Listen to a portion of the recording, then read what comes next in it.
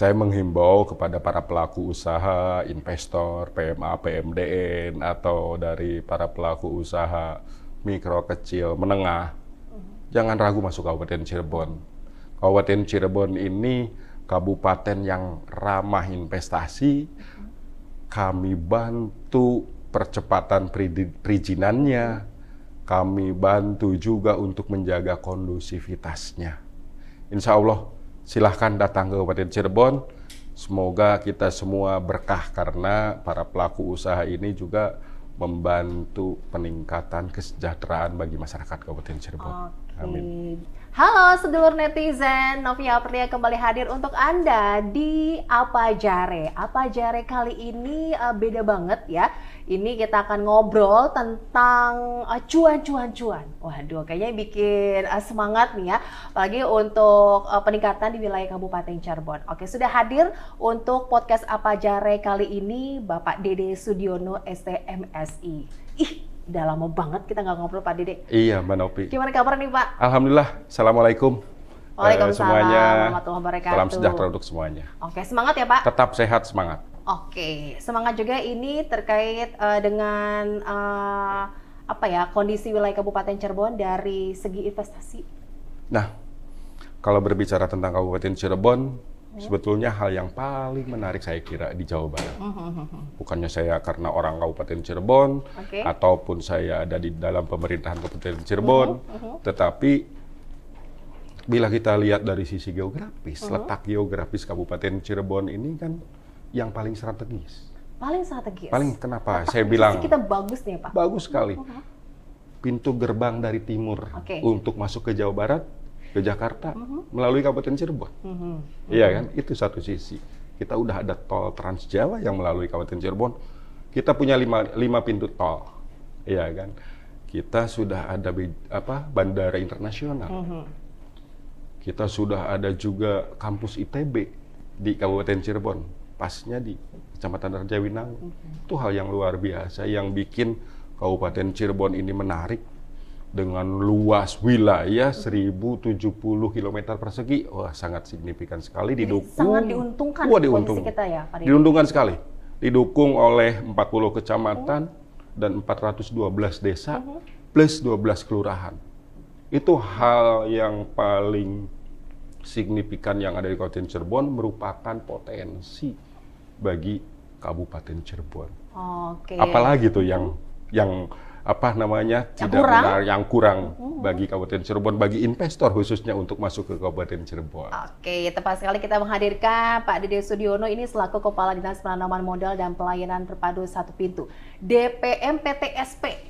Oke, ini soal ngomongin investor ya. Ngomongin soal investor, kita ingin tahu juga nih Pak, ini investasi ya. Ini peningkatan atau pertumbuhan investasi di Kabupaten Cirebon saat ini bagaimana sih kondisinya, Pak Dede? Sebelum masuk ke situ, Manopi, saya pertama terima kasih ya di acara Apa Jare.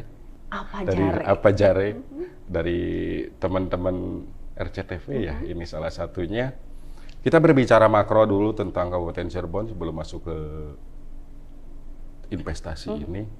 Jadi Kabupaten Cirebon punya visi misi, yaitu terwujudnya Kabupaten Cirebon yang berbudaya, sejahtera, agamis, maju dan aman. Nah, kita masuk ke DPM PTSP. Berarti DPM PTSP untuk mewujudkan visi misi Kabupaten Cirebon ini harus berperan serta.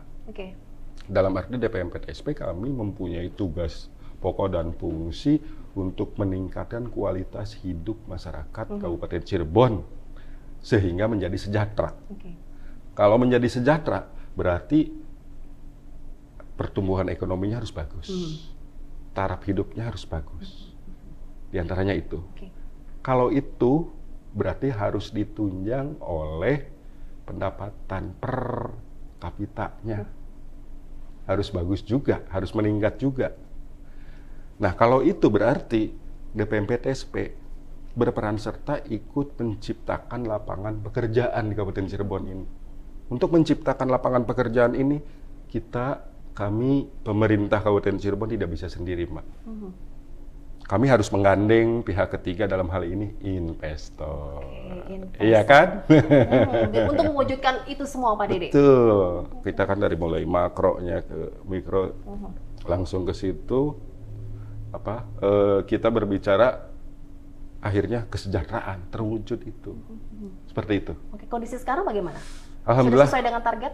Alhamdulillah untuk kondisi sekarang Mbak Novi, kita bandingkan dengan 2023. 2023 itu kita mempunyai target untuk capaian realisasi investasi yang diberikan oleh Provinsi Jawa Barat itu sekitar 3,1 triliun ya. Kita hanya mencapai 1,9 2023. Dan di 2024 di semester 1 berarti Januari sampai dengan ke bulan Juli itu sudah dari target 3 triliun 270 miliar. Kita sudah mendapatkan 1,9 triliun. Wow, termasuk berarti bagus, sekitar Pak. 58% ya. Itu baru semester pertama ya? Semester 1, alhamdulillah. Jadi kan bisa terkejar nih sisanya untuk Ya. di semester berikutnya. Betul. Tapi yang paling penting lagi dari capaian realisasi itu rekrutmen tenaga kerjanya, serapan tenaga kerjanya, Mbak. Serapan tenaga kerja. Serapan tenaga kerja dari PMA di semester 1 tahun 2024 ini PMA menyerap 2.855 orang. Oke, jadi penanaman modal PMA ya, asing itu ya, Pak? penanaman modal asing. Dan untuk PMDN-nya menyerap 3.641 orang. Sampai dengan semester 1. Mudah-mudahan semester 2 nanti Makin akan meningkat meningkat lagi. Akan meningkat lagi. Saya optimis sekali Mbak Novi dengan tadi letak geografis potensi yang ada di Kabupaten Cirebon, investor akan banyak lagi datang ke Kabupaten Cirebon. Menanamkan modalnya di sini. Modalnya di Kabupaten Cirebon. Dengan tadi penyerapan tenaga kerja yang bagus ya Pak ya. Berarti Ya. kan tumbuh banyak nih ya, Ya. untuk perusahaan-perusahaan yang ada di wilayah Kabupaten Cirebon. Betul. Itu yang dilirik tuh sektor apa dan di bagian mana sih Pak? Untuk PMA banyak dilirik itu dari sektor industri, Mbak. Industri. Untuk PMDN banyak dilirik itu dari perdagangan, jasa, makanan olahan. Ya. Oh ya, PMA juga dari industri kimia, Kimia. olahan kimia. Banyak juga dilirik di situ. Oke. Untuk PMA saat ini kita jumlahnya di Kabupaten Cirebon di tahun 2024 sampai dengan semester 1 ada 30 perusahaan PMA. 30. 30. Sepanjang 2024. Sampai dengan semester satu ini. 1 2024. Wow. Bagus. Januari sampai dengan Juli ya. Itu ada 30 sampai dengan saat ini. Dan PMDN-nya ada 29.542 yang ada di Kabupaten Cirebon sampai dengan semester 1 ya, sampai Itu dengan secara sekarang. keseluruhan ya Pak? Secara keseluruhan. Oke, tapi yang banyak dilirik para investor ini untuk menanamkan modal itu di wilayah mana sih? Apakah benar hanya di timur saja, Pak Dede? Sebetulnya tidak. Kenapa kita arahkan ke timur? Kami arahkan ke timur dari pemerintah Kabupaten Cirebon. Pertama, ketersediaan lahan. Persediaan lahan. Ketersediaan lahan, aksesibilitas. Karena di timur itu ada satu pintu tol untuk menuju ke tadi yang lahannya peruntukan industri atau kawasan peruntukan industri, yaitu di interchange atau pintu tol Oke, keluar oke, masuk betul. di Ciledug. Itu sangat aksesnya sangat mudah sekali. Jadi saya kira bagi para investor silahkan masih terbuka Masih luas terbuka untuk luas. Cirebon Timur, tetapi tidak diarahkan ke Cirebon Timur juga. Kami secara keseluruhan biar merata, karena kawasan peruntukan industri ini tidak diarahkan di satu wilayah saja, tersebar sesuai Perda Tata Ruang tentunya. Di mana lagi sih Pak? Pak Kadis nih, yang oke nih kayaknya. Yang oke kalau untuk industri itu wilayah tengah. Wilayah tengah. Wilayah tengah kalau kita bagi 3 lah ya, anggap aja bagi 3, timur, tengah, barat. Tadi wilayah timur diantaranya di Kecamatan Pabedilan, Ciledug, Losari, Panganan, ya kan, Astana Japura sampai dengan Mundu.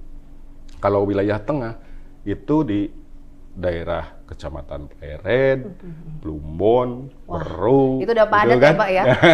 Tetapi masih ada. Masih bisa ada. lagi tuh ya? Masih ada. Terutama untuk sentra-sentra industri ya. Kita lihat industri rotan, kita jangan melihat rotan ini bahan bakunya sudah tidak ada. Enggak. Ternyata pengusaha itu berinovasi. Sekarang ada yang bahan bakunya dari sintetik ya, dari plastik. Banyak sekali. Jadi itulah inovasi. Dan kami Kabupaten Cirebon mempunyai tenaga kerja yang terampil di hal anyaman itu. Jadi magnet juga tuh ya? Betul sekali. Wow. Nah, kalau untuk wilayah baratnya, di wilayah baratnya daerah Palimanan. Gempol. Silahkan. Oke, sejauh ini Pak data yang dimiliki oleh dinas sendiri ini yang paling bagus tuh di wilayah apa? Untuk sektor apa, Pak? Industrinya industri pengolahan di alas kaki. Alas kaki. Alas kaki. Sepatu? Betul. Alas kaki itu kan kalau sepatu satu unit sepatu lah kanan kiri ya. Kalau alas kaki ini berarti yang buat injak itu ya, Pak? Ya, bukan hanya itunya saja. Sepatu kan termasuk alas kaki juga. Kalau alas kaki itu ada bagian-bagiannya kan. Ada yang memproduksi alasnya saja, ada yang memproduksi covernya saja, ada yang memproduksi mereknya saja, ada yang memproduksi tali sepatunya saja. Kenapa? Kami juga welcome sekali untuk investor-investor alas kaki ini, karena mereka investor yang padat karya, Mbak Novi. Padat karya. Memang kami tidak pilih-pilih untuk para investor. Silahkan dari mulai industri padat karya, yang industri padat modal, padat teknologi, silahkan. Tetapi terbuka. Bukan dalam arti menganak-emaskan yang padat karya, tetapi sampai dengan saat ini kami masih membutuhkan industri padat karya. Kenapa? Tadi untuk penyerapan tenaga kerja, mengurangi pengangguran, pada akhirnya meningkatkan kesejahteraan hidup bagi masyarakat Kabupaten Cirebon. Selain keuntungan juga gitu, Pak Dede. Betul, multiplier effect. Iya. Kalau yang dari investor itu. Betul, Pak. multiplier efeknya banyak sekali. Dalam arti investor datang, di situ akan tumbuh ekosistem investasi ya. Ekosistem investasi akan tumbuh. Iya. Ada penghidupan atau mata pencaharian di situ. Tinggalnya nanti di situ. Tinggal di situ berarti investor yang bergerak di properti, teman-teman dari developer bisa dong di situ untuk memenuhi kebutuhan papannya. Nah, kena juga dong semua ya. Betul, kan tadi multiplier effect. Oke. Nah, terus ditambah lagi nanti kebutuhan makannya, sandangnya, kan harus tumbuh di situ juga. Oke, buat lebih semakin oke lagi tingkatnya Pak ya, ini untuk pertumbuhan investasi kita pasti punya strategi dong yang dilakukan dari DPMP TSP Kabupaten Cirebon. Nah, ya betul Mbak. Kami mengikuti zaman saat ini, karena ibarat kata, mohon maaf saya agak ke belakang sedikit, berbicara tentang hewan dinosaurus, Mbak. Aduh, hewan. Apa bedanya dengan kita manusia? Kenapa dinosaurus hewan purba itu punah? Karena tidak bisa beradaptasi. Kenapa manusia langgeng? Karena bisa beradaptasi. Iya. Nah, kami pun sama di Kabupaten Cirebon, supaya dapat beradaptasi dan bersaing dengan kabupaten kota lainnya di Indonesia untuk merekrut sebanyak-banyaknya investor. Kami terus berinovasi, terus membuat strategi. Strategi saat ini yang dari kami dari DPMP TSP itu strategi untuk peningkatan realisasi penanaman modal, yaitu melalui Cirebon Digiprom. Cirebon Digiprom. Betul. Itu apa sih Pak sebenarnya? Cirebon Digiprom. Cirebon Digitalisasi Promotion. Oke, inovasi digital. Betul, karena saat ini kalau tanpa digital kan Mbak Novi tahu sendiri ya. Kita ketinggalan ya Pak? Nah, orang jualan aja dari gadget, segala macam, kita kebutuhan aja sehari-hari. Pengen ini tinggal pesen, pengen ini tinggal pesen, datang sendiri. Nah, kita pun kalau tidak berinovasi ke situ, tidak menyesuaikan dengan saat ini, selesai sudah tadi punah, kita ketinggalan. Cirebon Digiprom ini di dalamnya kami menyampaikan potensi dan peluang investasi yang ada di Kabupaten Cirebon. Salah satunya bagaimana penjelasannya itu Pak? Betul. Ini ada apa saja sih di aplikasi tersebut? Nah, di aplikasi tersebut nanti ada tadi potensi dan peluang investasi di Kabupaten Cirebon, ada tentang pelayanan perizinannya, ada standar pelayanan perizinannya seperti apa sih kalau pengen tahu. Terus ada, iya di dalam itu, di dalam aplikasi itu. Dan apa tentang DPMP-TSP. Plus juga ada medsosnya juga. Oh, ada. Silakan bisa di situ. Plus juga kalau ya namanya pelayanan tidak terlepas dari pengaduan, Mbak. Ada yang tidak puas. Pasti. Ada tuh pengaduan online-nya. Ada juga pengaduan online, silahkan di dalam aplikasi. Jadi tinggal Memang di situ aja tuh semua ada betul. Ya. Memang saat ini kita masih terus penyempurnaan, Mbak. Di dalam Cirebon Digiprom. Digiprom ini juga dibungkus lagi dengan aplikasi Simantep. Simantep. Betul. Simantep apa sih Pak? Apa itu Simantep tuh? Simantep itu satu aplikasi yang dipunyai oleh DPMP-TSP. DPMP-TSP, Simantep ini adalah sistem informasi pelayanan yang akuntabel, transparan, efektif, dan profesional. Oh, Simantep. Simantep.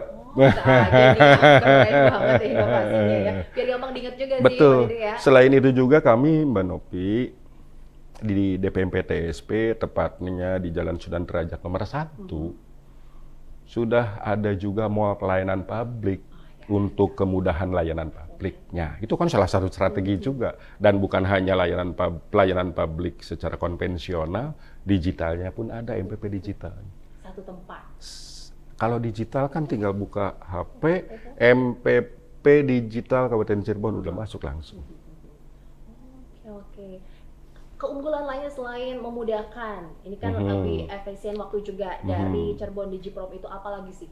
Keunggulannya tadi kemudahan informasi, ya selain kemudahan informasi, percepatan proses perizinan. Jadi kan si pelaku usaha atau investor ini nggak perlu keliling-keliling lagi ya. Untuk mengurus perizinan. Betul, silahkan manfaatkan itu. Tentu ya tadi yang saya sampaikan, kami masih terus penyempurnaan karena saat ini zaman begitu cepat berubah, dinamis sekali. Kita juga harus mengikuti perkembangan zaman ini. Ini salah satunya dibuktikan oleh DPMP-TSP dengan adanya Cirebon Digiprom. Ini berarti inovasi tahun 2024. Ya. Inovasi tahun 2024. Ini sudah berjalan nih dari Januari sampai Agustus ini ya Pak? Iya, sudah berjalan. Bagaimana sudah berjalan responnya dari para pengusaha kita atau yang lainnya nih Pak yang menggunakan layanan tersebut? Alhamdulillah ada beberapa. Kami juga untuk Simantep ini dalam tahap sosialisasi juga, karena kan sosialisasi itu tidak bisa dilakukan hanya 1-2 hari, 1 bulan, 2 bulan. Nah, kami untuk mensosialisasikan Simantep ini mempunyai beberapa medsos juga, melalui itu juga. Karena kenapa? Kalau sosialisasinya door to door udah tidak zaman lagi ya Mbak. Lama. Jadi melalui beberapa platform media sosial.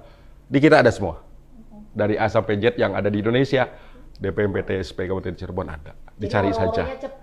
Cepat di platform A, B, C, D sampai dengan ada semua. Oke. Biasanya Pak, ini keluhan dari para pengusaha atau investor ini kan terkait dengan perizinan yang lama. Betul. Terjawab sudah nih. Betul, yang untuk kewenangan di Kabupaten Cirebon. Karena saat ini proses pelayanan perizinan ini kan tidak hanya prosesnya ya, tidak hanya di kami di Kabupaten Cirebon. Untuk proses perizinan, kalau boleh saya sampaikan, yang pertama ada kewenangan atau aplikasi yang dipunyai oleh pusat. Terhubung ke pusat? Bukan terhubung, aplikasinya yang punya itu pusat, pemerintah pusat. Pemerintah pusat, yaitu OSS ya. OSS. Pelayanan perizinan online lah. Oh, jadi yang harus ke pusat berbasis dulu gitu, Pak? resiko, bukan ke pusat dulu. Oke. Aplikasinya kan ada sudah tersebar, masyarakat pun sangat mudah sekali di OSS ini, bisa dari HP atau gadget saja. Misalkan membuat NIB paling lama-lama 7 menit. Wow, cepat sekali. 7 menit selesai. Oleh sendiri. Bisa print tinggal mandiri. input aja Tinggal dokumennya. input, misalkan kalau perorangan mau bikin NIB, apa itu NIB? Nomor induk berusaha. Nomor induk berusaha ini apa sih? Yang dulunya SIUP yang sudah SIUP. dikenal ya, TDP dan HO, itulah sekarang jadinya NIB. Oke, sudah berubah namanya. Berubah namanya. Oke, Pak, jelasin lagi tadi yang OSS itu, Pak Dede. Ya, OSS itu aplikasi yang dipunyai oleh pemerintah pusat, Mbak. Itu digunakan untuk para pelaku usaha atau masyarakat, PMA, PMDN maupun UMKM di Indonesia. Bukan hanya di Indonesia, tadi yang akan berusaha di Indonesia. Oke. Nah itu, OSS. OSS ini adalah kepanjangan dari Online Single Submission. OSS-nya yang berbasis resiko. Itu, kalau singkat cerita seperti itu. Dan OSS ini merupakan inovasi pemerintah pusat untuk kemudahan berusaha. Oke. Iya kan? Kenapa saya bilang kemudahan berusaha? Dulu masyarakat pelaku usaha ingin ngurus izin usaha. SIUP TDP lah yang paling dikenal. Itu harus bawa berkas ke kantor perizinan setempat. Iya, keliling lagi tuh. Nah, itu. Pindah-pindah Kalau semua. sekarang kan tinggal buka HP, ketik di Google lah ya. oss.go.id masuk, pilih ngurus NIB. Nah, kalau perorangan cukup modal KTP, upload KTP dan NPWP. Bisa semua di situ, Pak. Bisa. Tinggal di rumah juga bisa gitu ya, sambil Bisa. rebahan. Sambil gitu, Pak. rebahan, sambil nonton TV, sambil bercanda sama anak dan keluarga lah tentunya. Itu langsung cepat prosesnya apa? 7 menit. 7 menit. Hanya 7 menit untuk NIB. Nomor induk berusaha. Ya, ya, ya. Itu kalau yang bagi para pelaku usaha mikro dan kecil yang tidak beresiko, izinnya cukup NIB saja, nggak usah ngurus yang lain. Cuma itu doang, Pak. Itu doang, yang mikro kecil ya. Mikro kecil ini kategorinya, yang mikro itu modal usahanya sampai dengan 1 miliar. Itu kategori mikro. Mikro ya. Iya, kalau yang kecilnya di atas 1 miliar sampai dengan 5 miliar itu kecil. Kalau yang menengahnya kan UMKM. Usaha mikro, kecil, menengah. Menengahnya lebih besar dari 5 miliar sampai dengan 10 miliar. Pokoknya di situ ada jelasin semua ya, Pak. Ada Tinggal jelasin dibaca semua. ya, biar Tinggal nggak salah juga. buka saja di oss.go.id. Iya kan? Itu yang menggunakan aplikasi dari pemerintah pusat dalam hal ini hasil dari dari dasarnya Undang-Undang Cipta Kerja itu, Mbak. Oke, ada Ya, aturannya untuk Pak ya. kemudahan berusaha. Oke, luar biasa ini, Pak. Ini juga kan dari hasil adanya program, adanya inovasi digital ini, pasti kan ada evaluasi juga tuh, Betul, Pak Kades. Ini betul. dari Bapak yang didapat belanja masalah nih di lapangan, apa sih Pak yang dikeluhkan lagi, Pak? Yang dikeluhkan lagi tadi, Mbak, tadi kan sudah disampaikan, masyarakat kan kalau ingin mengurus perizinan yang merupakan kewenangan daerahnya, kami kewenangan daerah ini kan ada 3 saat ini. Ada PBG itu persetujuan bangunan gedung, yang dulunya itu IMB. Kalau IMB sudah familiar ya, izin mendirikan bangunan. Yang keduanya ada izin reklame. Yang reklame misalkan radar pengen bikin reklame harus izin itu, Mbak. Harus izin, bayar pula. Iya, iya. Terus yang selanjutnya izin praktek dokter hewan. Itu kewenangan daerah, masih kewenangan. Nah, itu tidak perlu lagi misalkan pengen ngurus izin tersebut.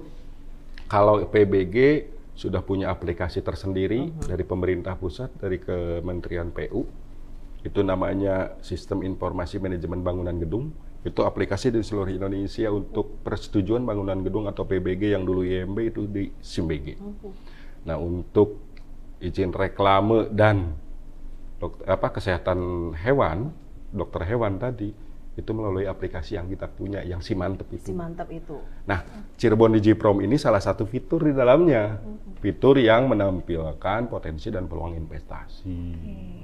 dan lainnya lah. Nanti yang tadi saya sampaikan, gitu Mbak. Evaluasi kami terhadap kendala-kendala, terutama para pelaku usaha PMA, Mbak. Kenapa tuh Pak?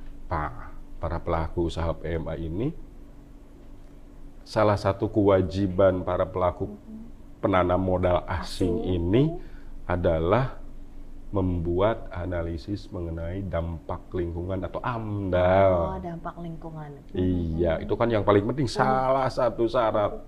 Mau nggak mau, suka tidak suka harus dibuat.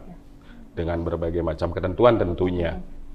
Itu kewenangannya masih di Kementerian Lingkungan Hidup, Mbak. Kementerian Lingkungan Hidup. Iya, jadi itu salah satu kendala di capaian realisasi investasi kami di investasi di Kabupaten Cirebon tentu. Mungkin daerah lain sama. Jadi karena ini kewenangan pusat, pasti kan si pelaku usaha ini harus ke pusat perlu waktu. Belum lagi yang di pusatnya ngurus Indonesia ya Mbak ya. Prosedurnya ini apa ya? Betul, yang harus ke sana. pasti. Iya, harus ke sana. Oke. Tapi Pak, ini dari Kabupaten Cirebon sendiri, khususnya dari Dinas Bapak ini sudah berupaya optimal ya Pak ya? Kami sudah berupaya optimal, berkolaborasi juga dengan dinas teknis tentang lingkungan ini, yaitu dengan Dinas Lingkungan Hidup untuk membantu para pelaku PMA ini dalam percepatan tadi penyelesaian AMDAL, dokumen AMDAL ini. Jadi saya pun sudah menyampaikan yang namanya AMDAL ini kan disusunnya oleh pemrakarsa atau konsultan. Yang dipilih langsung oleh para pelaku usaha. Pada saat komitmen dengan konsultan ini, mohon teman-teman atau para pelaku usaha penanam modal asing tanyakan waktu penyelesaiannya. Sanggup nggak Pak konsultan Anda sekian bulan? Idealnya berapa lama? Ya ideal, kalau saya kira idealnya 6 bulan bisa. 6 bulan bisa? Iya, 6 bulan. 6 bulan itu sudah terbilang cepat. Ya. Tinggal konsultannya aja Pak yang menyangkut atau tidak begitu ya. Termasuk dengan kepastian hukumnya juga tuh Pak? Oh iya, kalau kepastian hukum pasti. Kepastian hukum itu tadi diregulasi ya, regulasi. Kita sudah mempunyai regulasi-regulasi dari mulai standar pelayanan minimal, SOP, gitu kan. Apalagi regulasi yang mendasari penerbitan perizinan. Kita sudah ada semua. Untuk PBG, untuk perizinan berusaha lainnya, kita sudah punya. Dan kondusivitas bagaimana? Itu penting juga para pelaku usaha, pengusaha kita nih Pak. Apalagi yang asing gitu ya Pak ya. Pengen dong aman gitu. Iya. Nah itu, untuk kondusivitas, itu perlu memang kehadiran pemerintah. Tetapi pemerintah pun tidak bisa tunggal pemerintah. Kita harus kolaborasi. Dengan siapa sih Pak? Dengan masyarakat, pemerintahan desa, pemerintahan kecamatan. Tugasnya Bapak dong berarti ini? Salah satunya. Salah satunya. Dengan teman-teman juga di Muspika, bukan hanya pemerintah kecamatan saja. Paling utama yang mendukung kondusivitas ini adalah masyarakat setempat. Masyarakat setempat yang terdampak. Makanya para pelaku usaha atau investor ini ada kewajiban CSR kan, agar bisa dirasakan juga ya Pak ya oleh masyarakat sekitar. Betul. CSR ini nanti kan untuk masyarakat terdampak. Selain masyarakat itu bisa menikmati hasil dari CSR, misalkan ke sarana prasarana, ke ekonomi, dapat juga masyarakat kan ikut kerja di sana atau berusaha. Dulu gitu ya. Yang tadi kembali ke yang awal. Ini ada multiplier efek yang akan muncul di sana di satu wilayah itu. Gitu. Oke, baik. Pak, ini dari obrolan kita panjang lebar strategi peningkatan realisasi penanaman modal melalui Cirebon Digiprom ya Pak. Ini selanjutnya ada inovasi apa lagi sih Pak yang dimiliki DPMP TSP Kabupaten Cirebon? Ya, inovasi-inovasi ke depan tentu kita masih banyak sekali Mbak. Gak boleh di-spill nih Pak Dede? Gimana ya? Boleh. Pak? Kita saat ini ya, biasanya yang namanya walaupun kita sudah ada aplikasi atau sistem, walaupun pemerintah pusat mempunyai aplikasi atau sistem, dan tadi secara mudahnya bisa dari gadget atau HP, tetap kan ada beberapa masyarakat yang belum familiar dengan digital ya Mbak. Oke. Ya. Inovasinya sederhana. Kami jemput bola. Sederhana kan? Kami jemput bola ke desa-desa. Tiap hari kami 3 desa. Keliling tuh Pak? Keliling. Terjadwalkan. Itu Ada kan salah ada satu yang gaptek strategi. gitu ya Pak ya, Nah, masih kebingungan walaupun punya handphone itu juga kan tuh, salah Pak. satu strategi Mbak ya, untuk peningkatan investasi atau penanaman modal. Kita jemput bola. Selain tadi melalui Cirebon Digiprom. Kita strateginya, teman-teman semua dilibatkan. Bukan hanya, kan kalau di DPMP TSP ini terdiri dari 4 bidang, salah satunya bidang perizinan. Bukan hanya melibatkan teman-teman di bidang perizinan, tetapi semua pegawai DPMP TSP ikut peran serta. Perbantuan. Karena kami menurunkan tim minimal 1 hari 3 tim turun untuk 3 desa. Ini untuk berikan edukasi, pemahaman juga Pak pada warga. Pemahaman plus juga kami perbantuan minimal untuk nomor induk berusaha, pembuatan itu, dan alhamdulillah antusiasme masyarakat begitu besar. Dan mereka juga baru tahu ya Pak ya. Ada yang sudah tahu, ada yang belum ya Pak. Ada yang sudah tahu, ada yang berusaha belum. itu, Pak. Iya. Kalau NIB ini strategi saya lagi melatih operator desa, Mbak. Kan di setiap desa itu ada operator komputer ya. Kita latih juga. Biar kenapa? Biar masyarakat nggak perlu, kalau tadi yang Mbak Novi yang kalau bahasa saya tidak nyaman dengan digital, nggak usah jauh-jauh datang ke sumber, ke MPP atau ke DPMP TSP. Ke desa masing-masing saja. Operatornya kan sudah bisa. Kita juga harus punya SDM yang unggul ya Pak. Betul, kita latih. Itu kan strategi ya. Ya betul. Biar memudahkan pengurusan perizinan atau kemudahan perizinan berusahanya, percepatan juga. Wow. Toh masuk data apa segala macamnya kan by sistem itu. Kami bisa pantau juga. Oke, karena satu data ya Pak ya? Satu data di OSS masuknya. Iya. Oke, jadi termasuk kondisi sekarang wilayah Kabupaten Cirebon untuk pertumbuhan investasinya bagus ya Pak? Alhamdulillah di semester 1 kami sudah mencapai 1,9 triliun. Harapannya semakin meningkat lagi. Insya Allah saya berharap dan sangat optimis sekali di semester 2-nya bisa melampaui, minimalnya sama di 1,9, berarti target 3,270 triliun itu bisa dapat tercapai. Bisa. Optimis sekali. Optimis ya. Oke, sudah sumringah karena optimis ya Pak ya. Betul. Harus dong. Oke. Pak, ada himbauan yang disampaikan pada para pelaku usaha atau pengusaha yang lainnya nih Pak dari obrolan kita pada kesempatan kali ini Pak Dede?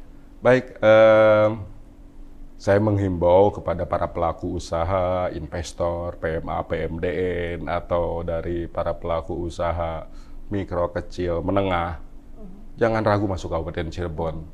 Kabupaten Cirebon ini kabupaten yang ramah investasi. Kami bantu percepatan perizinannya. Kami bantu juga untuk menjaga kondusivitasnya. Insya Allah, silahkan datang ke Kabupaten Cirebon. Semoga kita semua berkah karena para pelaku usaha ini juga membantu peningkatan kesejahteraan bagi masyarakat Kabupaten Cirebon. Amin. Tidak ada kendala lagi ya Pak ya? Insya Allah tidak ada lagi. Mendukung ya Pak ya? Ya. Tercapainya untuk peningkatan kesejahteraan ataupun ekonomi di wilayah Kabupaten Cirebon Pak. Betul. Jangan rusaknya juga dong Pak, diperhatikan. Insya Allah.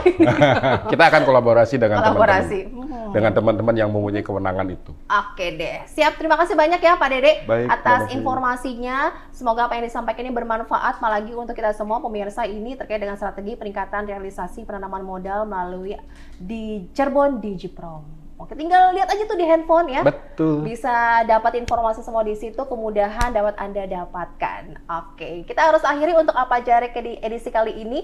Apa Jare bersama dengan Bapak Dede Sudiono dari DPM PTSP Kabupaten Cirebon. Semoga bermanfaat. Sampai jumpa. Kita ketemu lagi di podcast berikutnya.